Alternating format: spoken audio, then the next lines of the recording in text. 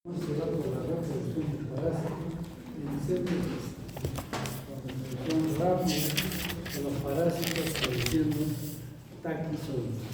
Entonces estos rompen la célula, la orquecita central de arrancar los taquizoides finalmente van a romper la célula.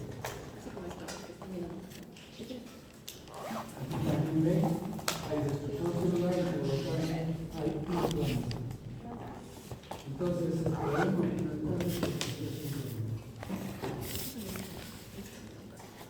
este es un artoxoplasmosis fatal, este es un quiste que se queda, digamos, encapsulado, latente. Pero ¿cuál es la connotación de este hecho? Es que este quiste en cualquier momento puede desenquistarse cuando baje la inmunidad de la persona.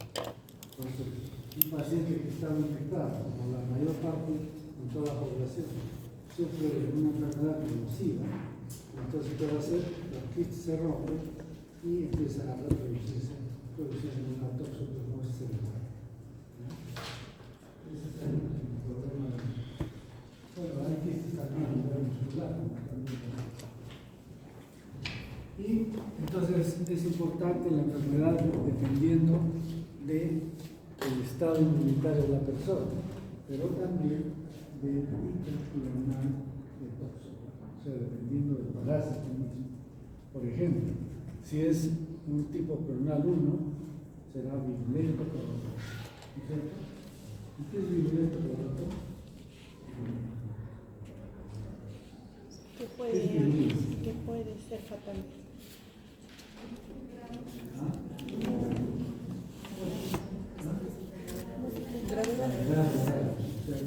Causa casos severos, graves o fatales.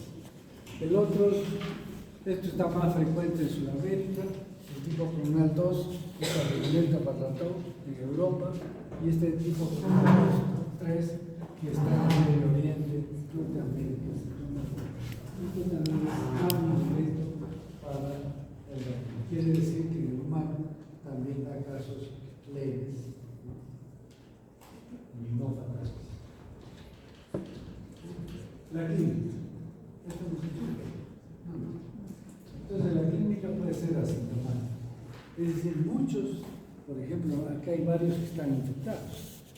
No se han dado cuenta porque fue subclínica la infección. No ha habido síntomas. Entonces, lógicamente no se dan cuenta. Sin embargo, ha podido ser sintomático. La forma asintomática más frecuente es la gangliositis.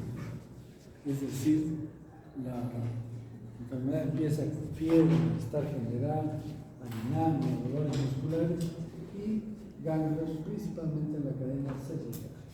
Eso es lo común de esta enfermedad. En estos casos hay que hacer diagnóstico diferencial con la mononucleosis infecciosa. Entonces, eso es importante. Y esta es la más frecuente. Después tenemos digestiva con ganglios mesentéricos, la neurológica, la cardíaca, la carditis, la neumonitis y la ocular, que eso la veo fácil de diagnosticar para los oftalmólogos. Y la generalizada, esta es una enfermedad que se presenta con adenopatías, hepatoesplenomegalia, etc. Entonces compromete varios órganos, puede comprometer el corazón, el pulmón, el hígado, etc. Se da si es que es virulento el clon o si es que hay algún grado de inmunodepresión. Entonces, si un paciente, por ejemplo, tiene SIDA y se infecta, hace formas generales. Y otros, no solamente los que tienen SIDA, sino otros tipos de inmunosupresión, por ejemplo, uso de corticoides de alta dosis u otras enfermedades. Y la crónica es sintomática si es que hay lesiones previas. O sea, en la fase aguda ha habido lesiones, como por ejemplo una polioretinitis. Entonces, la crónica va a ser sintomática, porque no va a poder ver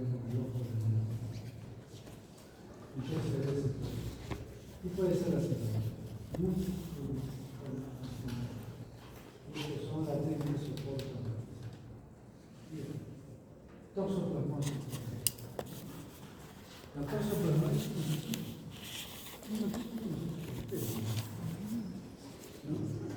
bien. Toxoplasmosis congénita es un tema sumamente interesante porque en los años 70, 80 había lo que se llama la psicosis toxoplasmática en mujeres que habían tenido abortos. Entonces, una mujer que había tenido abortos espontáneos, que no sabía la causa, ¿qué hacían los ginecobstetras? Le pedían serología para toxoplasma. Y entonces salía positivo y el culpable era el toxoplasma. Pero si yo hago serología aquí, 40% tiene serología positiva. Entonces no está relacionado directamente. Esa es la prevalencia de la enfermedad. No quiere decir que es la causa del aborto. Pero como había poca tecnología para hacer estudio de las causas de aborto en el primer trimestre del embarazo, entonces más fácil es decir, es el toxoplasma. Y en esa época no había para dosar inmunoglobulina E, que nos estaría diciendo que está haciendo una fase. Entonces simplemente salía positivo y ya le echaban la culpa a nosotros. ¿Qué les decían los ginecobstetras a las mujeres que habían tenido aborto? Que ya nunca más tengan hijos, porque si no iban a tener otra vez aborto, o de lo contrario también iban a tener malformaciones. Entonces ya estaban traumatizados. Pero eso no era cierto. Y esto se ha venido estudiando hace mucho tiempo y sigue el concepto que se dio en los años 80. No sé si les conté que hice mi tesis yo sobre toxoplasmosis, ¿no? Entonces, ese concepto yo lo hice en los años 80. Y miren, este es el Lancet del 2007. Y siguen el mismo concepto. ¿Cuál es la condición para que exista toxoplasmosis congénita?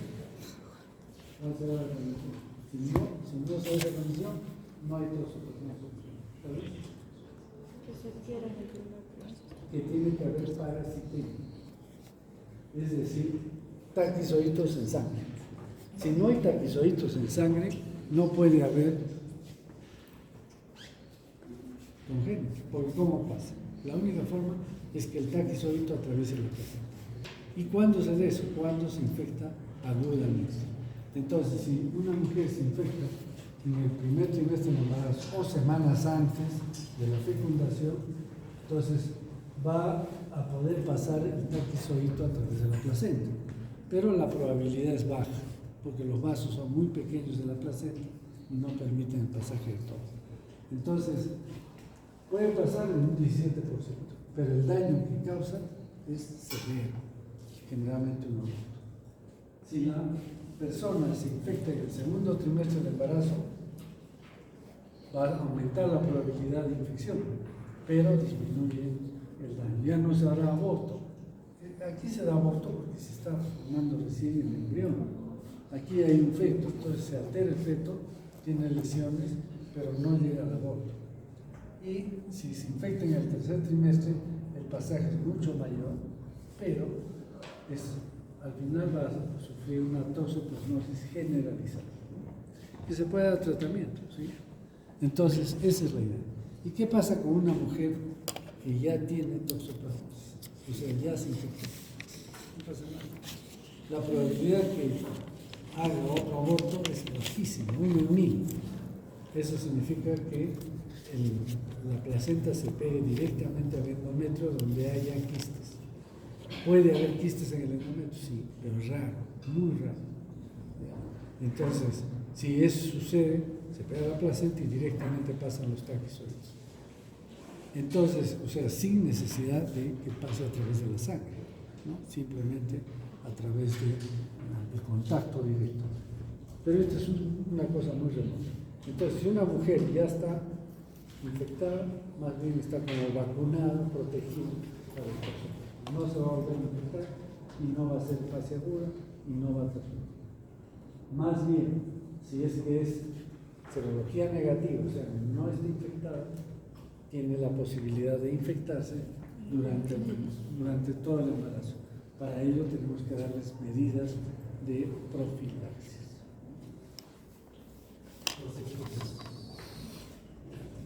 entonces, hemos dicho, si se infecta en el primer trimestre del embarazo, ¿cuál es la consecuencia? Aborto espontáneo. Si es en el segundo trimestre, vamos a tener la triada de sangre. Y la triada de sangre es macro o microcefálica, calcificaciones cerebrales y coreología. Entonces, esto es la coreología. Es fácil para ver para una paloma, ¿cierto? ¿Qué es esto? ¿Qué será esto? Hemos visto, ¿no? Sí, esas cosas hemos visto. ¿Qué cosa es? Teorema de bueno, aquí no está tomado esto, sino la retina, la forma. Y estas son las mismas, totalmente comunicadas. Entonces, ¿qué va a tener este niño? En los adultos que tienen toxoplasmosis, generalmente es unilateral. O sea, uno rarísimamente doloroso, pero en la congénita generalmente es doloroso. Entonces un niño que nace así. Bueno, entonces miren, si tenemos estas cosas, macro y microcefálica, tenemos calcificación cerebral y corioretinitis, ¿qué vamos a decir? ¿Cómo van a nacer ese niño? Nace con retardo psicomotor severo, hipotonía, no tiene reflejos, no puede succionar, no puede alimentarse, por lo tanto fácilmente va a morir. Además, ciego, ¿no es cierto? Y puede tener hasta convulsiones, por las calcificaciones están en el cerebro. Entonces, pues, el pronóstico no es tan bueno tampoco. Puede ser que viva, pero con lesiones cerebrales ciertas. Bien. Y el primer caso de coreología toxoplasmosis fue en 1900, más o menos fue en 1915, porque es la edad de la niña que sufrió este ataque. Les conté, ¿no es cierto?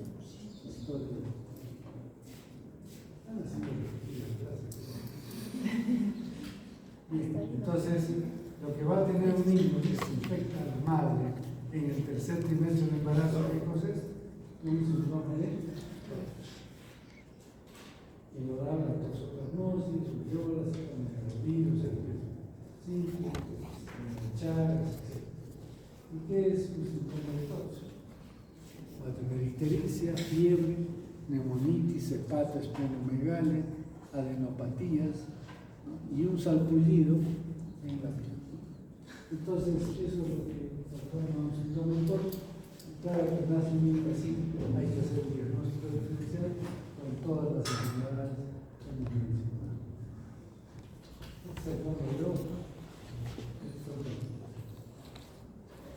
¿Cómo hacemos el diagnóstico? Existen métodos directos y métodos indirectos. Los métodos directos son los que detectan al parásito o alguna forma de parásito.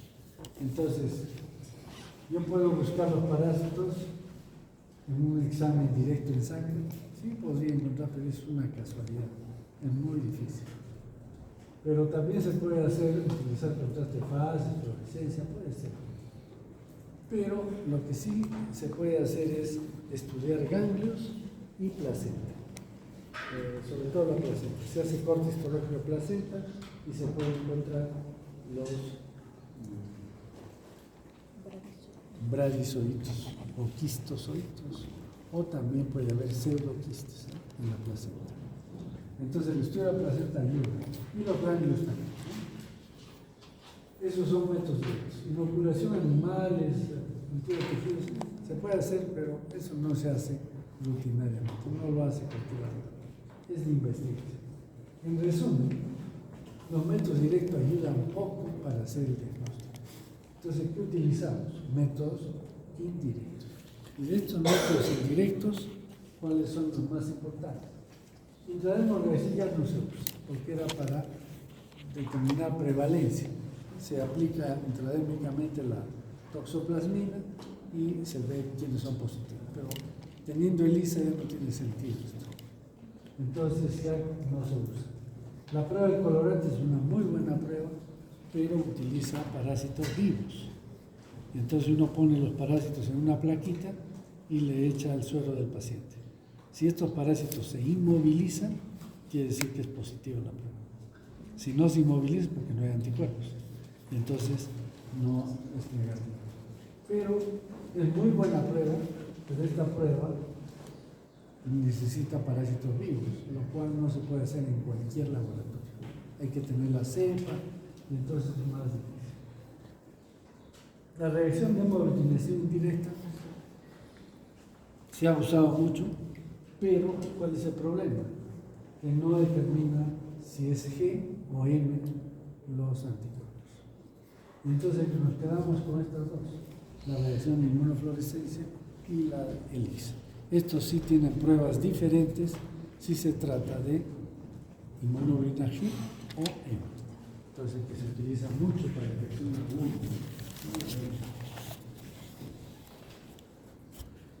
esta es la hemoglutinación directa que ya no se usa para la dificultad de los. Esta es ELISA y esto es inmunofluorescencia. Esto es negativa, porque se coloca en una placa parásitos. Y entonces acá, como ven, se ve la sombra del parásito, pero esto sí tiene reacción con la fluoresceína, que es una sustancia fluorescente, está unida a un anticuerpo, ¿no? Y ese anticuerpo es contra anticuerpos humanos. Entonces, esa prueba de todas. Para hacer diagnóstico le aplicamos inmunoglobulina G. Si es positiva, debemos de usar la inmunoglobulina M. Si es positiva la inmunoglobulina M, es infección aguda. Pero si es positiva la G, pero la M es negativa, es infección crónica. Y si la G es negativa, lógicamente no hay. Es decir, la G es de Crohn. Eso existe de por vida. Si ustedes, antes se hacía lo que se llama la curva serológica. Ahí tienen pero igual, ¿qué es la curva serológica? Digamos que esta es la base y esto es tiempo. Y entonces, esta es una curva, ¿no es cierto?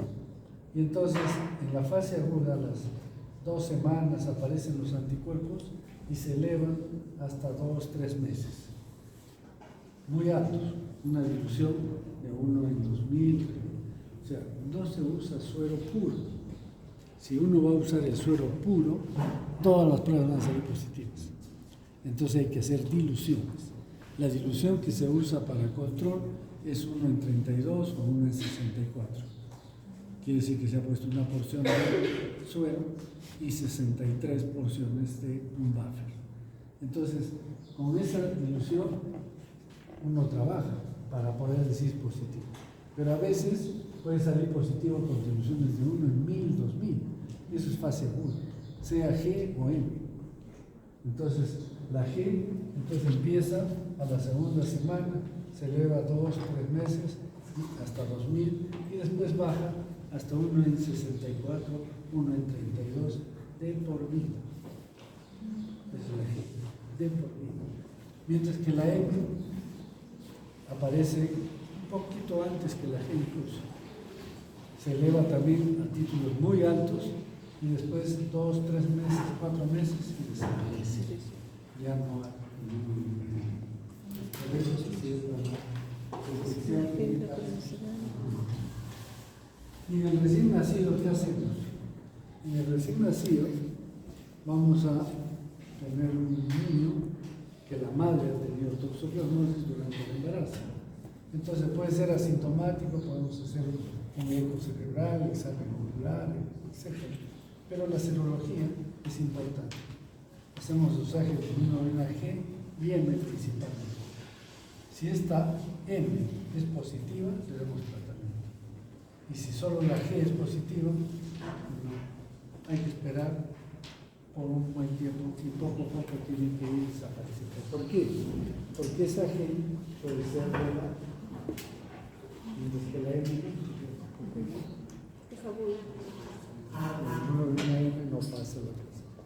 Entonces, si es que aparece positivo, quiere decir que es el propio niño que está produciendo una.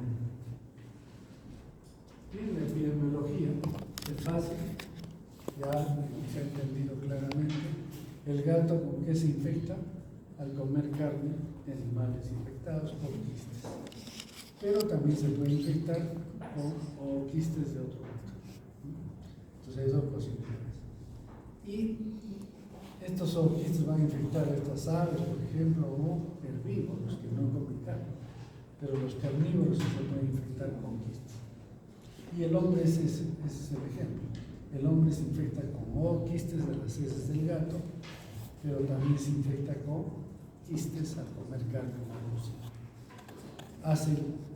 Hace la formación de quistes, pero antes hay taquizoitos que pueden pasar al feto, ¿cierto?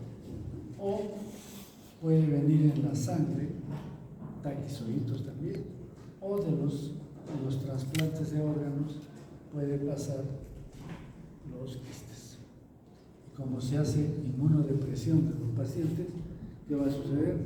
Vamos a tener que los quistes se rompen, salen los radizoitos y empiezan a reproducirse. Bien, entonces esa es la epidemiología.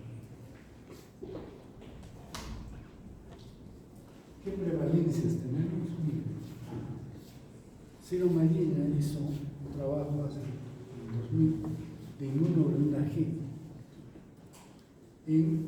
contra toxoplasma, por supuesto, en 122 gestantes del hospital que hay internado. Esas 122 estuvieron más o menos 55% infectados. ¿Pero qué significa eso? Es lo mismo que hacían los ginecólogos, ¿no? Le aplican a las gestantes y entonces eso quiere decir que es responsable de la toxoplasmosis. No, esa es la prevalencia general, igual que en otras personas. Si fueron hombres también, igual va a salir. Entonces, pero le aplicaron inmunoglobulina M. Y inmunoglobulina M salió el 5% positivo. ¿Qué quiere decir? Que esas sí podían transmitir al producto de la concepción el toxoplasma. Podía, pero eso es una probabilidad que hemos visto, no es en todos, ¿no es cierto? Y fatalmente no han hecho el seguimiento de esos para ver si tuvieron o no los niños. Hubiese sido bueno a los recién nacidos hacerles dosaje de inmunoglobulina M para ver si han hecho toxoplasmosis. ¿Cuántos? Pero la probabilidad es bajísima, solo fueron 6 casos. Entonces, en Iquitos, miren, le aplican inmunoglobulina G, 97.6, 94, 80 y tantos. Quiere decir que ahí la prevalencia es muy alta y en la población general también es alta, porque es infección crónica. Y si estos, la mayoría ya se infectan de jóvenes, ¿qué significa? Que la probabilidad de que se infecten durante el embarazo disminuye, porque ya están infectados. Es como que yo vacuno a todos, ¿qué probabilidad de tener una enfermedad? Prácticamente cero. Ese es lo que pasa. Mientras que acá la probabilidad de estar infectado es más o menos la mitad. Entonces hay más probabilidad de que hagan toxoplasmosis durante el embarazo. Y en Arequipa son 34%, es bajo. Entonces la probabilidad de hacer infección aguda es baja o alta. ¿Ah? Digo más. Alta pues. ¿Por qué? Porque no todos están infectados. El problema es de los que no están infectados. Los que están infectados como que se vacunan. Es como que si yo vacuno contra cualquier enfermedad al 34%, ¿cuál es la probabilidad de que haya infección? Alta, pues, porque no se vacunaron, ¿no es cierto? Eso es en relación a las mujeres embarazadas. Y esto es en niños, en animales, encontrar 44%. O sea que la probabilidad también es alta. En otras palabras, hay enfermedad frecuente en animales, en hombres, su distribución es general y además es mundial. Entonces, profilaxis y control. ¿Qué hacemos con una embarazada cómo prevenimos la infección? Porque lo que tenemos que evitar es que haya infección aguda durante el embarazo, ¿no? Si ya tienen serología positiva, no es problema. En Europa y en algunos países hacen serología como control prenatal, ¿no? Apenas está yendo a su control para el embarazo, inmediatamente su dosaje de toxoplasma. Si sale positiva, pero si es negativa, hay que dar medidas. ¿Qué medidas le vamos a dar? Que no esté en contacto con heces de nosotros. Entonces no puede barrer a habitaciones, a azoteas, donde hay heces de gato, porque los zooquistes son muy ligeros, se levantan como partículas de polvo y entonces pueden ser inhalados y después deglutidos. Entonces es mejor que usa mascarilla. Si trabaja en jardines donde hay heces de gato, ponerse guantes y después lavarse las manos. Entonces el uso de mascarilla y de guantes es el lavado de manos. O también el consumo de verduras. Puede haber de jardines que están con heces de gato. Entonces dice, yo no cultivo mis plantas, verduras en mi jardín, pero pueden tener heces. Todo esto, ¿por qué? Porque no podemos controlar las heces de gato. Esto se detecta en cualquier sitio de la planta. Y finalmente, otra medida importante por eso.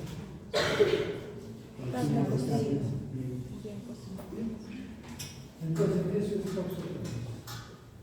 ¿Alguna pregunta? Tratamiento. El tratamiento es pirimetamina con sulfadiazina. Es una asociación que se llama también Fansidar. El Fansidar asocia estas dos medicinas. Es un nombre comercial, el Fansidar. Pero estas dos drogas se dan juntas, o también se puede dar espiramicina, ¿no? Y clindamicina. La clindamicina, algunos autores dicen que puede destruir los quistes. O sea que pueden matar bradizoides. Los otros no. Los otros solo actúan sobre taquizoides, o sea, en sangre. Esto puede actuar en los tejidos. Y si se usa pirimetamina con sulfadiazina, hay que dar ácido folínico y ácido fólico, porque estas sulfas disminuyen los niveles de ácido, sobre todo en el embarazo. Ahora, ¿se puede dar estas drogas, son sulfas en el embarazo? Ahí, en realidad, yo debo de evitar dar sulfas en el embarazo, ¿no es cierto? Pero ante la posibilidad de que ya esté infectado, prefiero darle tratamiento que los efectos indeseables van a ser mínimos a que nazca con lesiones severas. En todo caso, se lo discuten cuando hagan obstetricia. Ahora sí.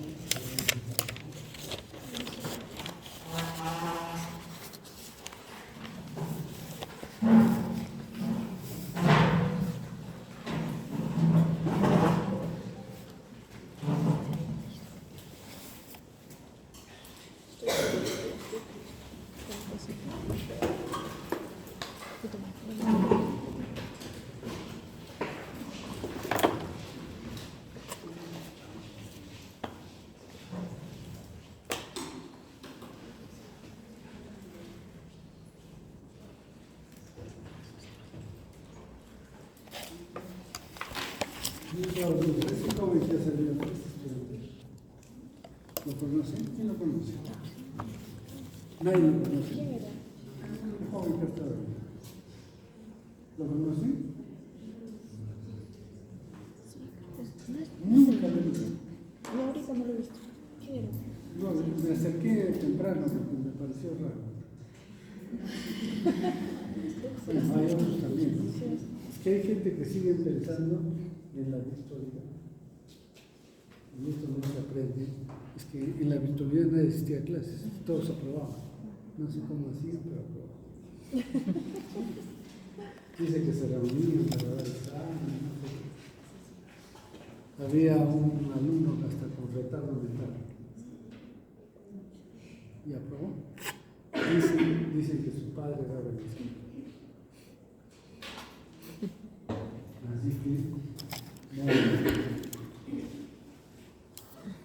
quizás a mí ya no me van a causar daño, pero a la sociedad sí. ¿Sí? A la sociedad sí, porque van a ser, ¿qué tipo de médicos van a ser? Que vienen un ratito a cumplir con el examen y se van. O sea, eso nunca se ha visto en medicina. Nunca. Las clases de medicina siempre han estado bien. Nunca vienen así a dar el examen, nada más. Pero últimamente ya veo casos que nunca los veo, solo vienen a dar examen. No sé si aprobarán, qué harán, habrá fraude, no habrá fraude, no sé. Yo trato de que no haya, pero al final el daño lo hacen a la sociedad y a ellos mismos, porque son gente que va a competir y ahora van a tener que competir con muchas más universidades, más profesionales. Entonces, yo veo acá, y a quienes se quedan rezagados ahí, ya los conozco, año tras año desaprobados, y están ahí dando vueltas trabajando. Ya no, ¿qué hago? Tampoco no puedo estar para todos, son muchos. Así que eso queda con conciencia de cada uno de ustedes. Si tienen intención de aprender. Bien, es que por eso yo no quiero dar diapositivas, porque de repente son personas sabias. Como leer las diapositivas sacan 12 y eso es lo único que les interesa a todos, pero no van a aprender. No van. Bien, vamos a ver otro parásito, otra parasitosis, que es malaria o paludismo. Y esta es una enfermedad conocida desde la antigüedad, causada por especies del género Plasmodium y transmitida por el mosquito. Y esto se conoce desde muchísimos años antes de Cristo. De hecho, Hipócrates escribe un libro que se llama de Aires, Aguas y Suelos. O sea, es el primer ecologista. Y él menciona que esta enfermedad, que antiguamente llamaban la enfermedad de esplenomegalia, porque como no había pruebas de laboratorio, ¿no? Solo era clínica. Y todos los pacientes que tenían malaria tenían esplenomegalia. Entonces les palpaban el vaso y con eso decían, ah, tiene malaria, ¿no? Entonces se conocía la malaria muchos años antes. Hipócrates decía que la malaria se adquiría por respirar un mal aire, y ahí viene el nombre de malaria. ¿De dónde es ese mal aire? El aire que el hedor que sale de los pantanos, eso. Y decían que uno entra a un pantano, inhala ese vapor, este hedor, y eso es lo que le enfermaba y le hacía dar malaria, según él en esa época, porque no pensaban pero tenía razón. Y después los romanos, por ejemplo, para sanear sus ciudades, ¿qué hacían? Drenaban los pantanos, hacían drenaje y hacían eliminar el agua, se secaba y se acababa la malaria. Bien, con solo hacer eso. Entonces, esto ha sido pues muchos años que se conoció. Aquí hay gente, a ver, ¿quiénes de ustedes tienen abuelos o bisabuelos que han vivido en Majes, en Camanay o con nadie? ¿Tú? ¿Y en dónde? En Majes. Pregúntale a tu abuelo o a tu abuela si viven, pregúntale si ha sufrido de terciana. Terciana. La fiebre terciana, ¿ya? Pregúntale, la mayoría tenía fiebre terciana, cuando vivían en esos años. O sea, eran zonas malaria. De hecho, la malaria, yo ya cuando hice parasitología de estudiante no estudié malaria. ¿Por qué? Nos dijeron, es que había una enfermedad que se llamaba malaria y ya no la estudiamos porque está erradicada. Y efectivamente en los años 70 estaba erradicada, 60, 70, no había malaria ya en el mundo. En el Perú quedaron algunas comunidades nativas que estaban en la frontera con Brasil, con lo que se llama Caballococha. Había unas comunidades nativas que uno los miraba que aparecían en el río y se desaparecían. Y entonces ellos sí tenían malaria, y ya no en otros sitios. Entonces se decía pues que había desaparecido esta enfermedad. Pero ¿qué sucedió? Que pronto se dejó de controlar esta enfermedad porque había un programa de erradicación de la malaria. Y esto se hizo porque apareció un insecticida sumamente efectivo. Se llamaba el DDT. El DDT apareció y era lo mejor para controlar todo tipo de enfermedades transmitidas por mosquitos. Pero no solo eso, para las plagas de las plantas también se usaba el DDT. O sea que se llenó el mundo de DDT y se demostró que no es biodegradable y que es cancerígeno. Entonces se prohibió su uso y como se prohibió el uso, ya no se siguió con el programa de erradicación y pronto empezaron a aparecer casos y más casos y más casos. En este momento, en el Perú, solamente hay 3 departamentos que no tienen malaria, autóctona. Se puede ver casos porque vienen de otros sitios, pero que han adquirido en estos departamentos, ¿cuáles creen que son? Donde no haya mosquitos, donde no hay selva. Por eso, pues, Puno tiene selva. ¿Cómo no tiene? Cerro del Paso. También tiene.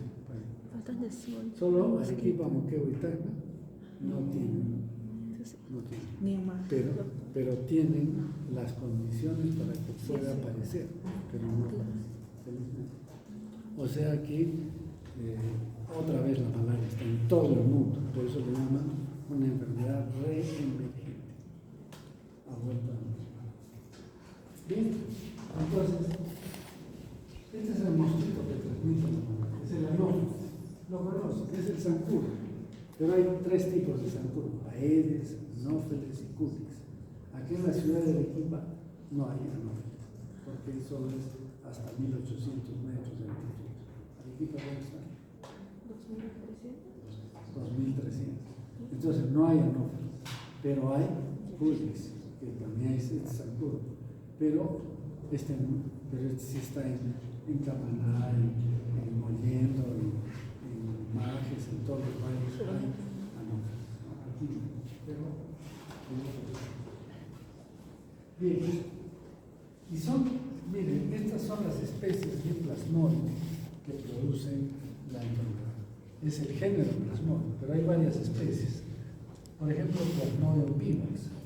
A esto le llaman terciana benigna. ¿Por qué le llaman terciana benigna? Porque la crisis palúdica, que se caracteriza por tener fiebre, escalofríos, fiebre y sudoración, eso da cada tercer día. O sea, si hoy día es miércoles, entonces si hoy día tengo la crisis palúdica, ¿cuándo volveré a tener otra vez? Mañana jueves es segundo día y el viernes es tercer día. Entonces otra vez será el viernes. O sea, es cada 48 horas. Por eso se llama terciana, cada tercer día. Y se llama benigna, ¿por qué? Se llama benigna porque no mata. Plasmodium vivax, uno puede vivir con el Plasmodium vivax toda su vida. Claro que no está bien, no está enfermo. Tiene anemia, tiene sus crisis palúdicas, pero no muere. Entonces ese es el Plasmodium vivax, que dicho sea de paso es el más frecuente en toda América. En América es muy frecuente el vivax.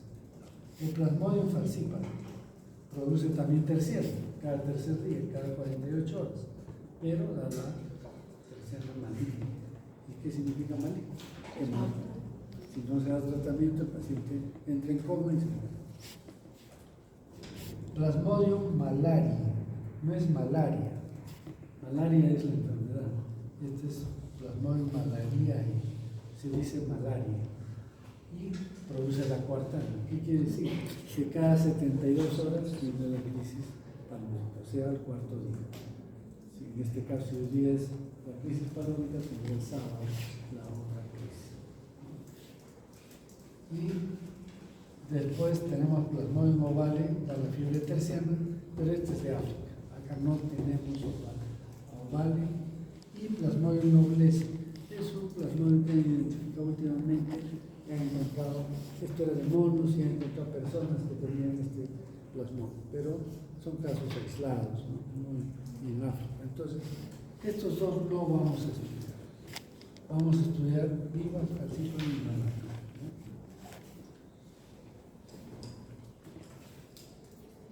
Y miren los sitios donde está esta enfermedad. América, África y Asia. Los tres más. Zonas tropicales. O subtropicales.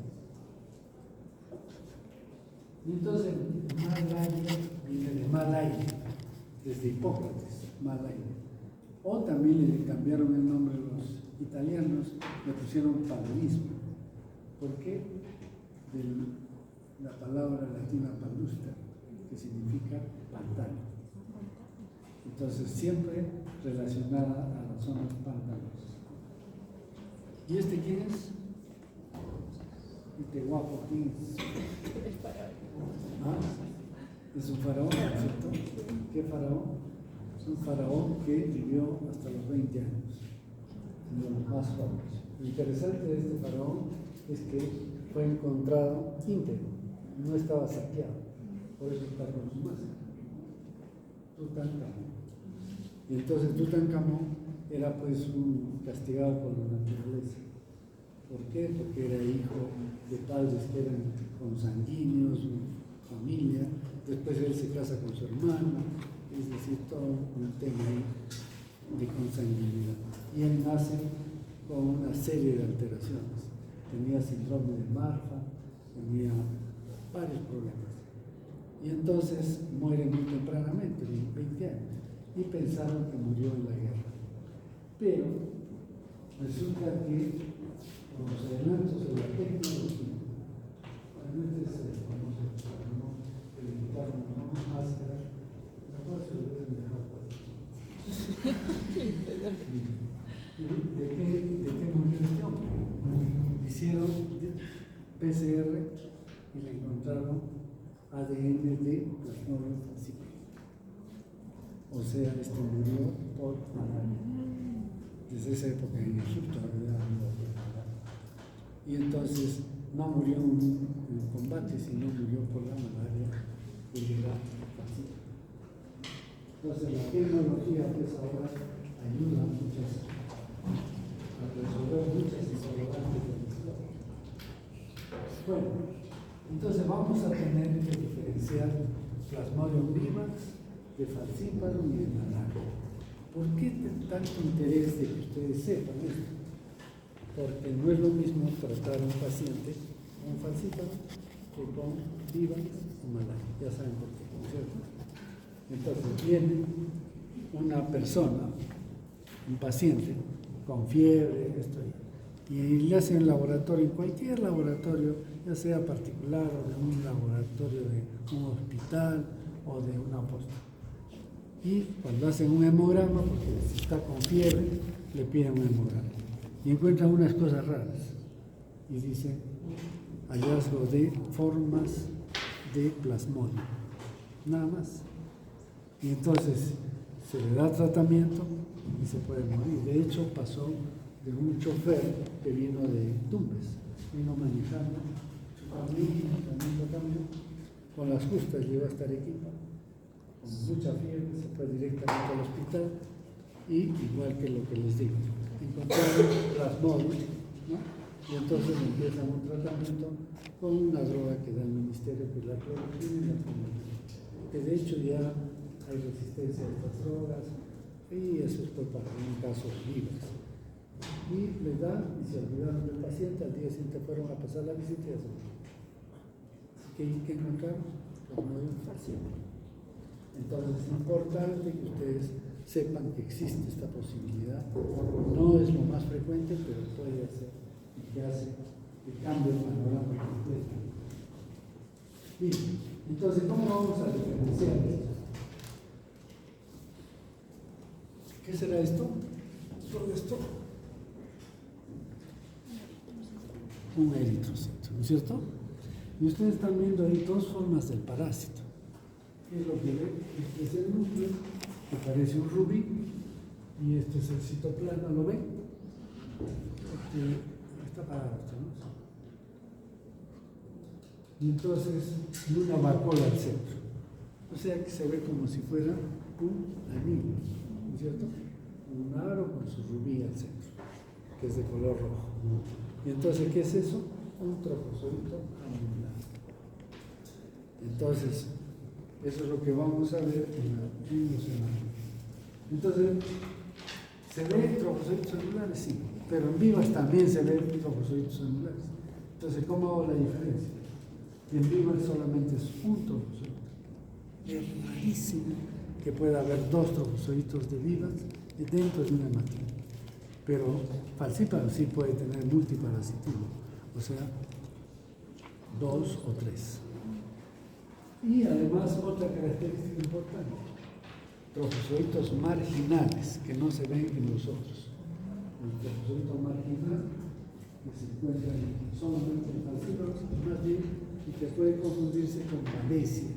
Babesia es otra parasitosis, pero principalmente animales. Entonces, ese trofozoito marginal. Entonces ya tenemos dos características. Pero además podemos ver el trofozoito también, pero podemos ver esto fuera del parásito. ¿Qué son estas? Granulaciones. ¿De qué color? Rosado, rojo. Estas son granulaciones de Maurer, también típicamente de falcíparo. Son irregulares, vean, irregulares, y de color rosado. Eso se llama granulación de Maurer. Y eso es lo que hemos dicho que puede haber otros trofozoitos. Luego, en el hombre solo se da esquizogonio. Entonces, si tenemos trofozoitos, ¿cuál es el siguiente estadio que vamos a ver? Esquizogonio. Tienen que recordar el esquizogonio. Pero merozoitos dentro de qué? El merozoito es muy pequeño, no se ve. Dentro del esquizonte.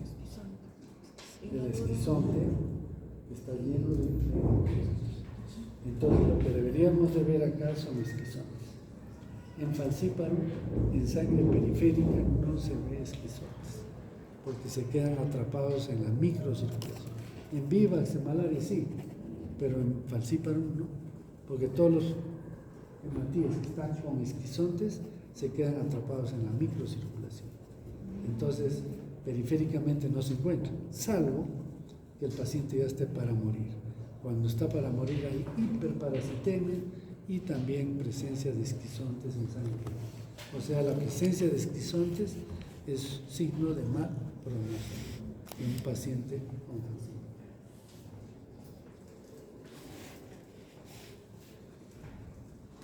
Entonces, si no vamos a ver esquizontes, ya se acabaría la esquizogonía. Pero el inicio de la gametogonía también se da en el hombre. ¿Y cuál es el inicio? Los gametocitos. Entonces vamos a tener micro y macro gametocitos. Y estos característicamente son diferentes a los otros gametocitos, porque son en forma de plata, como de macano. Acá está el hematíe. ¿Ven el hematíe? ¿Se ve? Acá está el hematíe y ahí dentro está el gametocito. Hay micro y macro gametocito. ¿Cómo diferenciamos el micro del macro? Por el núcleo. Si es que la cromatina está densa, es macrogametocito. Y si no, es microgametocito. ¿Cuál será el macro y el micro? ¿Cuál es el microgametocito?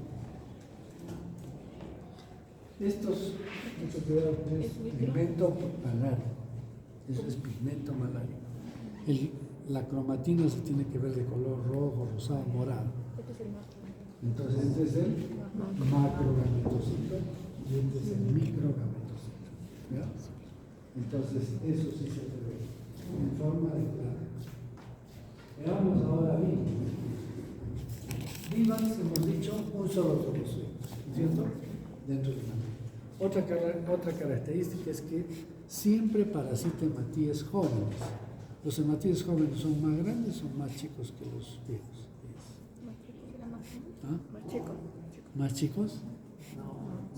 Más grandes. Los reticulocitos son más grandes. Entonces siempre parasita hematíes jóvenes. Falcíparo no discrimina. Iguales, viejos o jóvenes, cualquiera puede estar parasitado por falcíparo. Este solo hematíes grandes. ¿Qué más? Un solo trofozoide. Pero además tenía también granulaciones, ¿no? Pero las granulaciones son pequeñas y circulares, muy semejantes, y son de color naranja. Y entonces eso es, se llaman granulaciones de Schubert. Granulaciones de Schubert. Y el hematíe generalmente está deformado. Veamos otros. Este es el esquizón maduro de Plasmodium vivax. Acá sí hay esquizontes en sangre periférica. Y entonces, ¿qué estoy viendo? Miren cómo está deformado el hematíe. ¿Qué son estas? Granulaciones de Schubert. ¿Qué más? Esto es pigmento malario. ¿Y estos qué son? Los merosolitos. ¿Cuántos merosolitos tienen? 16. Entonces es de vivas. Y también tiene gametocitos. ¿Y cómo son los gametocitos? Son redondeados, pero siempre en hematíes grandes, deformados, ¿no? También hay granulaciones de Schubert, pero hay macro y microgametocito. ¿Cuál es el microgametocito? El 23, ¿no es cierto? Micro y el macro está aquí. Entonces, también hay gametocitos. ¿Y cómo es el Plasmodium malaria? El Plasmodium malaria puede haber trofozoitos anulares, pero frecuentemente se encuentran estos, que se llaman trofozoitos en banda, como que están en todo el ecuador del eritrocito. Y otra característica, o sea, es el citoplasma, la vacuola, el núcleo. Pero otra cosa, ¿cómo son los hematíes? ¿Grandes o pequeños? Pequeños, o sea, son viejos, hematíes viejos, maduros, los que parasitan malaria. Por lo tanto, ¿quién causará más daño? Vivas, malaria. Esto vivax. Claro, porque malaria parasita hematíes que están para morir. Bien, esos son los trofozoides. Y no tiene granulación.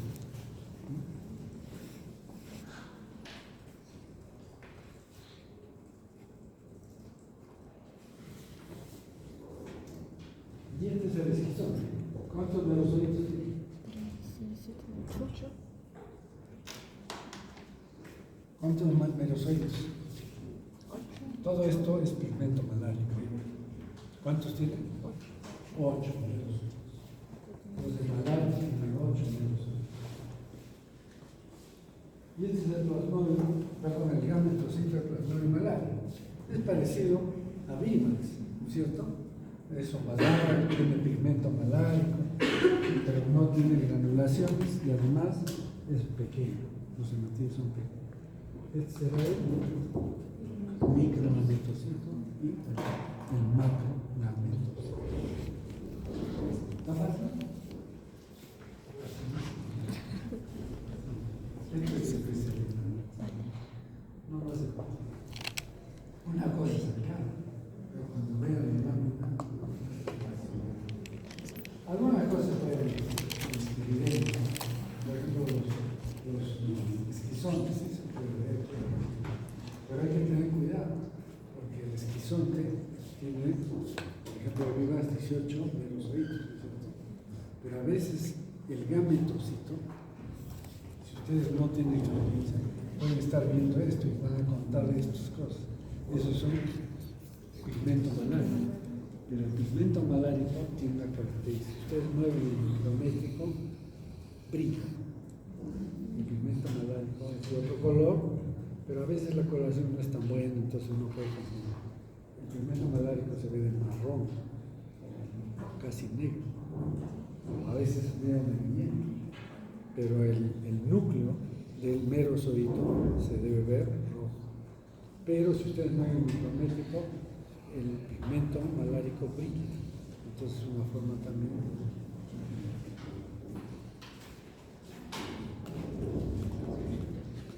Entonces miren, acá tienen formas marginales de fascículo, más de 2. Además, también tiene esquizomas. ¿Cuántos merozoitos tienen esquizomas en la luna? 18 o veces más. Entonces, esto no se ve en sangre periférica al inicio, puede verse al final del caso. Y estos son los gametos, el macrodermocito y el microdermocito. Puntitos que son pigmento malárico. El pigmento malárico está dentro del parásito. Las granulaciones no. Las granulaciones están en el citoplasma del canal. Y acá tienen los condilos. Tiene 16 merozoitos, es el macrodermocito. Tiene el hematíes formado, y es el microdermocito. Este es el microdermófilo. Hay varias especies, de hecho es en el Perú. En el Perú hay las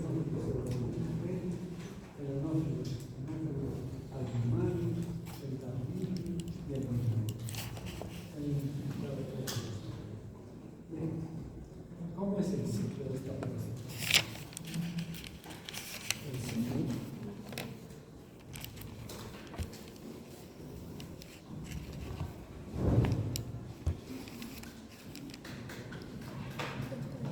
El ciclo es asexual en el hombre. Por lo tanto, el hombre es hospedero intermedio. Y el mosquito es el hospedero definitivo. ¿Por qué? Porque en el mosquito se da la gametomania. Bien, entonces en el hombre se da simplemente esquizogonia. Pero se da 2 tipos de esquizogonia. Una a nivel hepático, o sea, en el hepatocito. Y entonces eso se llamará esquizogonia preeritrocítica. Todavía no han llegado los eritrocitos. También se llamará eisoeritrocítica, porque es en el hepatocito. O hepática. O preclínica. ¿Por qué? Porque no da síntomas cuando se desarrolla en el hepatocito. También les dicen a estos, en vez de decir el trofozoito, se llaman los criptozoitos. ¿Por qué criptozoitos? Porque están como que están escondidos. Nadie se da cuenta de que están reproduciéndose en el hígado. Y la otra esquizogonia ya se da en el eritrocito. Eso se llama esquizogonia eritrocítica o clínica, porque ya da síntomas. ¿Qué síntomas da? Escalofrío, fiebre, sudoración. La anemia. En el vector que se da el ciclo sexual o gametológico. Y la esquizogonia. Estas dos se dan bien. Entonces veamos. Pero vamos, sigamos la secuencia. El hombre es hospedero. Ya no es hospedero. Pero solo la hembra. El macho es fitófago, no es hematófago. Entonces solo la hembra consume sangre humana y por lo tanto entonces, ¿cuál es el mecanismo de transmisión? Del mosquito. ¿Por qué es la picadura? Porque el parásito se va a encontrar en las glándulas salivales del mosquito. Hay muchos esporos o hitos en las glándulas salivales. ¿Y qué hace el mosquito al momento de picar? Inocula saliva. ¿Qué tiene la saliva? Anestésico y anticoagulante. Y entonces son proteínas. Entonces, cuando uno le está picando un zancudo no se da cuenta. ¿Cuándo se va a dar cuenta? Cuando empieza la reacción alérgica a la salida del mosquito. Entonces ahí ya se hace la roncha, ya viene el prurito, todo. Pero ya el mosquito se fue. Entonces, ese es el motivo por qué inocula el parásito, porque lo inocula con la saliva. Y ahí va a ir los esporos sólidos. Entonces, el esporo sólido va a entrar a la sangre. Y en 20 minutos ya está en el hepatocito. Y va a llegar al hepatocito. Entonces, este esporo sólido ingresa al hepatocito y empieza el tipo de reproducción asexual que se llama esquizoidoma pre-eritrocítica o preclínica o hepática. Es una sola vuelta. O sea, entró un esporozoito y cada esporozoito va a producir muchos merozoitos. Diríamos, es el esquizoidoma pre-eritrocítica. En falciparum va a producir 30.000 merozoitos. En Vivax 10.000 y en malaria 2.000. Entonces es una gran cantidad. Y ahí, para falciparum se acaba el tema. Todos estos merozoitos que llamamos criptozoitos o criptozoitos salen a la circulación para falciparum. Pero para Vivax, malaria y ovale pueden quedar guardados ahí en los parásitos. Se llaman pimplozoitos. ¿Por qué se llaman? Están dormidos. Se quedan dormidos. Y es interesante porque una vez hemos visto en el Hospital Manuel Delgado, en cirugía, un paciente entra por una colecistectomía, le hacen una colecistectomía porque tenía una vesícula con cálculos. Le sacan los cálculos hasta la vesícula y al tercer día hace fiebre. Entonces, ¿qué puede ser? Puede ser infección de herida operatoria. Inmediatamente los cirujanos ven la herida, no hay, ni siquiera estaba enrojecido, todo bien. ¿Qué otra causa de fiebre en un postoperatorio?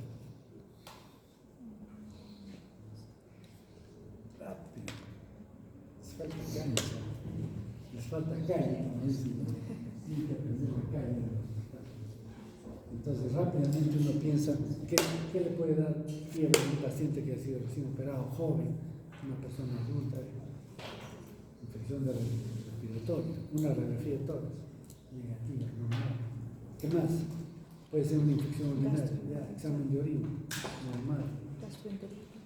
Entonces no, pues tendría manifestación, no tiene nada, solamente tiene fiebre. Entonces hacen una junta médica, llaman a los médicos, ¿no? Porque los cirujanos son cirujanos, no tanto médicos. Claro, saben que antes era separado. Antes unos eran médicos y otros cirujanos. ¿Quiénes eran los médicos? Los que estudiaban medicina, los que sabían medicina. ¿Y quién era el cirujano? Cirujano, mano, el barbero. Entonces, si había un traumatismo, una fractura, al cirujano, una herida, al cirujano.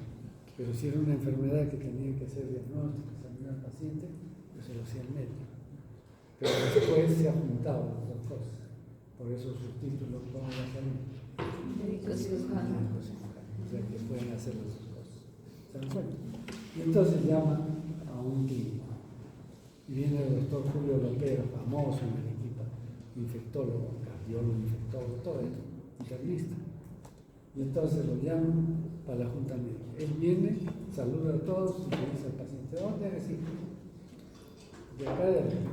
Y nunca se estaban diciendo, sí, pero hace la visita. Háganle frotis y gota gruesa y me dice.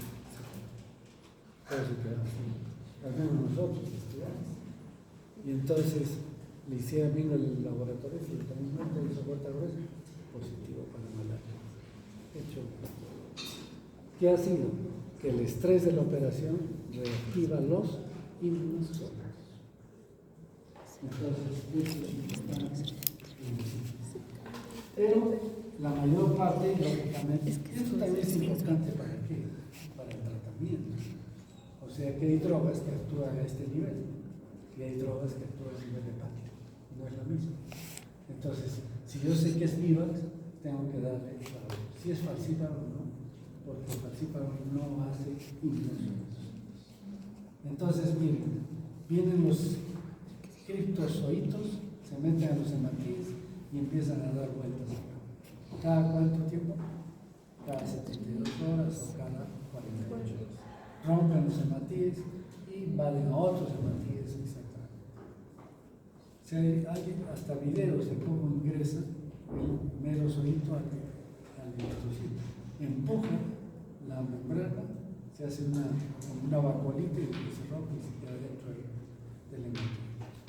Y entonces va a hacer esto en el riñón. Pero pronto aparecen estas estructuras, el inicio de una gametoma, el macrogametocito y el microgametocito que los hemos visto en sangre fetal. Entonces, eso es la esquizogonia linfocítica que va a producir la esquizogonia en 30.000, ya no 10.000, 2.000, no cuántos. En plasmodios vivos, 16 meses. En falcíparo, 18. Y en malaria, 9. Y entonces, eso es lo que tenemos. Entonces, estos gametocitos tienen que ser ingeridos por el mosquito. Entonces, el mosquito, cuando pica a una persona enferma, ¿qué es lo que va a hacer? No va a seleccionar y decir, no, yo solo llevo gametocitos, no. Aquí es como en esas tiendas en la época de Ana García. Quiero comprar leche Gloria. No, tiene que ir con jabón o con una esponja o con una cosa. No te vendían la leche pura. Así era la especulación de esa época. Ustedes no han vivido esa época. Pero uno iba a comprar azúcar. Ah, no, tienes que llevar con un peine, con otras cosas que nunca se veían para que te vendan. Así eran los negociantes. Igual acá, no le van a decir, no, el mosquito va a decir, no, solo quiero gametocitos, no, tienes que llevar todo. Pero si es que ingiere estos dos, sigue el ciclo. Si no ingiere gametocitos, no va a seguir el ciclo del mosquito. Puede ingerir cualquiera de estos, pero no sigue. Pero generalmente hay muchos. Entonces va a ingerir y el macro del microgametocito va a entrar al mosquito, ¿no es cierto? Y entonces este es un microgametocito que va a exflagelarse. Se dice como que le salen flagelos. Dice la exflagelación del microgametocito. Pero no son flagelos, son gametos. Cada una de estas estructuras es un gameto. Y el macrogametocito desarrolla y se convierte en macrogameto. Se junta un microgameto con un macrogameto que da huevo, ¿no? Y este huevo cigoto tiene mucha movilidad, tiene capacidad de movilizarse. Entonces se llama ooquineto, el huevo que se mueve. El ooquineto. Y el ooquineto, ¿qué hace? Se mete al hemoceloma o a la pared del intestino del mosquito. ¿Y qué va a hacer? La esquizogonia. ¿Qué es la esquizogonia? Esporoquistes con muchos esporozoitos. Y esos esporozoitos se van a las glándulas salivares. Y entonces, ya tenemos que el mosquito que se da, la gametogonia y la luz del intestino. También le llaman del estómago, es que el mosquito en realidad no tiene estómago, tiene intestino anterior, medio y posterior. Al intestino anterior le llaman esófago y estómago. En realidad son intestinos todos. Entonces ahí se da la gametogenia. Y luego, en el hemoceloma, ¿qué se da? La espora. Y va a producir esporos. Y estos esporos son los que inoculan aquí al aumento del mosquito. Se contraen las glándulas salivares y elimina gran cantidad de esporos. ¿Está claro? ¿Se ha entendido? Entonces, en resumen, ¿qué sabemos? En el hombre se da dos esquizogonias, preeritrocítica o hepática y la esquizogonia eritrocítica o clínica también. Cada que se rompen los hematíes hay síntomas. Y en el mosquito, ¿qué se da? La gametogonia y la luz y la esporogonia y la emoción.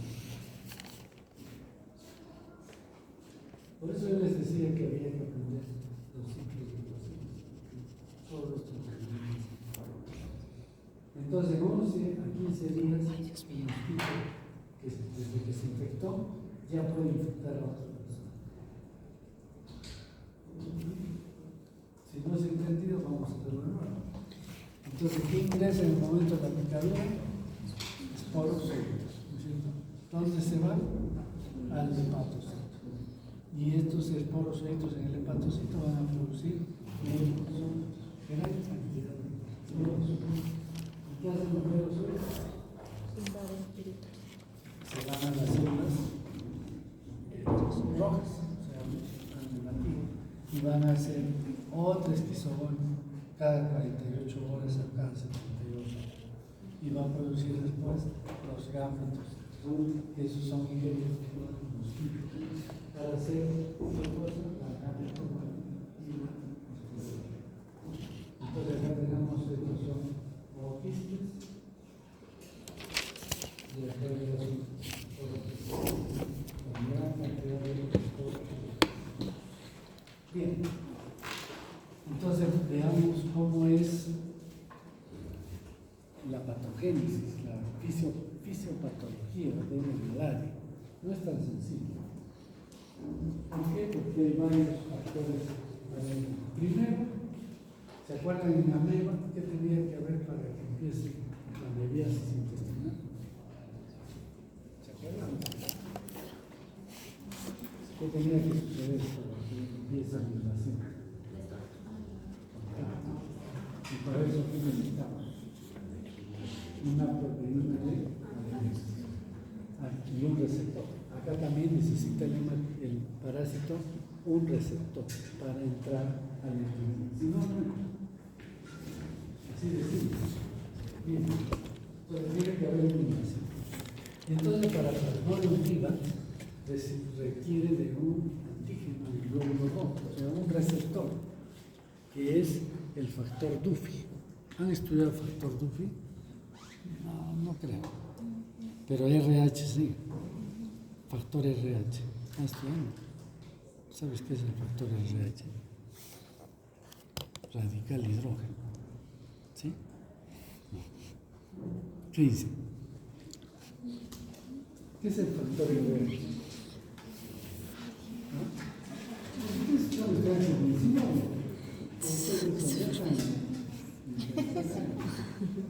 ¿Qué es el factor RH? Cuando uno va a donar sangre, grupos sanguíneos, ¿qué grupos sanguíneos? No va a decir que no sabe. A, O, B, y A, pero hay factores. El factor RH. El factor RH viene del resto. No. Y entonces ahí se quedó el factor RH. Y eso tiene unas personas son RH positivos y RH negativo. Ahora, ¿quiénes son RH negativo? ¿Todos son RH positivo? ¿Saben sus grupos sanguíneos? ¿Alguien tiene RH negativo? Es raro, ¿no es cierto? Pero, y entonces hay un factor también que se llama factor Duffy, así como el factor RH, el factor Duffy, que es más raro, pero se da. Y entonces, este factor Duffy es el receptor para Plasmodium vivax. Entonces, si la gente tiene el factor Duffy, entonces la mayoría tiene factor Duffy positivo. Entonces es fácil para que el Plasmodium vivax ingrese. Si es factor Duffy negativo, no ingresa. Y la raza negra generalmente tiene factor Duffy negativo, es una buena proporción de toda la gente de raza negra tiene factor Duffy negativo. Por lo tanto, el Plasmodium vivax no es frecuente en África, es bajo. Aquí nosotros sí tenemos virus, pero en África más frecuente es así. Bien, entonces eso es importante. Otro factor. Para el Plasmodium falciparum necesita unas glicoforinas de ácido oxálico para entrar, pero además para metabolizar la hemoglobina y convertirla en hemozoína. La hemozoína es el pigmento malárico.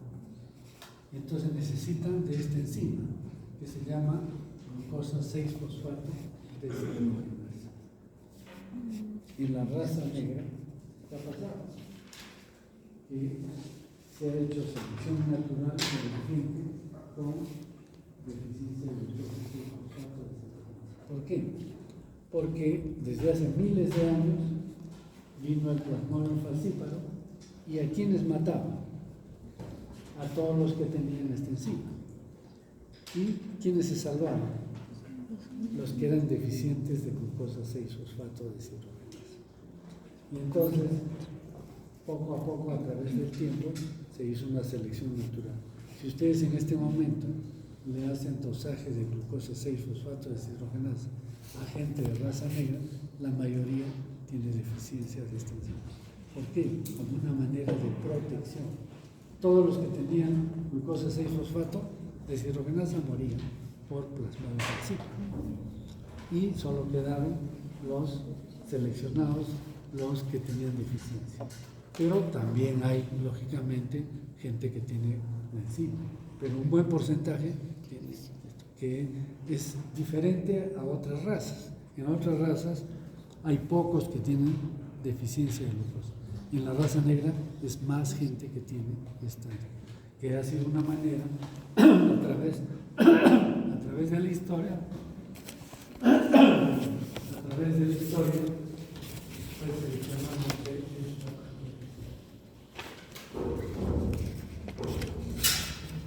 ¿Qué más? Hemoglobinas anormales. Entonces, cualquier plasmodium necesita de hemoglobina normal. Estas anormales, que es la C, la D, la E o la beta, no sirven para la alimentación de y por lo tanto pueden ingresar, pero ese no se desarrolla porque no pueden metabolizar.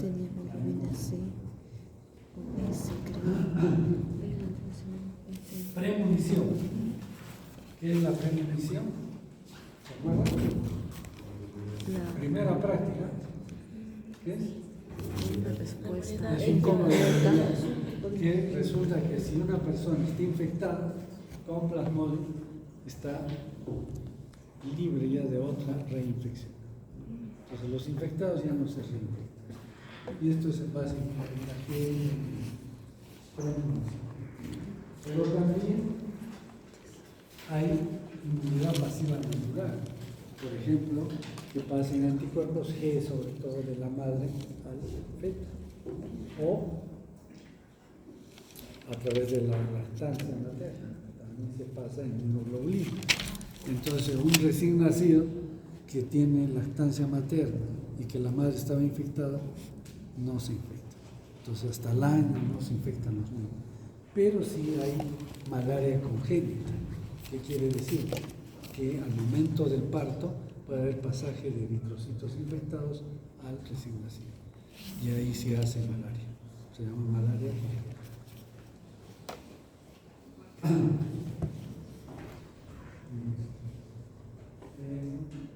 Infecciones por falciparum hay múltiples tanto en gran cantidad como de gran variedad de anticuerpos. Y la infección policlonal de varios clones que producen infección, unos tienen un clon y los otros no, se infectan con el otro clon, entonces hacen lo que se llama endemicidad. Quiere decir que la enfermedad no desaparece, sino está permanente en mucha gente, que se van infectando con otros clones. La inmunidad a la premonición funciona para los clones, pero no para nosotros. Creo que estamos seguros.